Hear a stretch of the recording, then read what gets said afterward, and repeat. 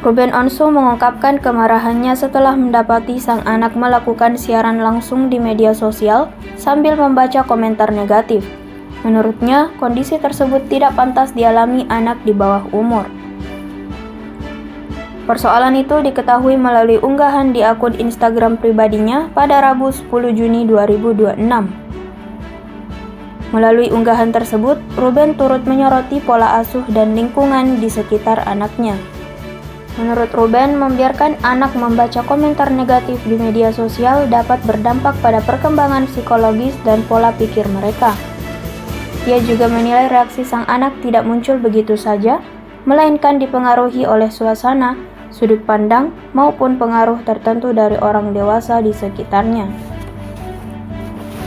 Dalam unggahan yang sama, Ruben turut menyinggung Joe Octavianus, suami adik Sarwenda yang disebut sering membuat konten bersama anaknya. Ruben mengingatkan bahwa anaknya masih memiliki ayah kandung yang harus dihormati keberadaannya.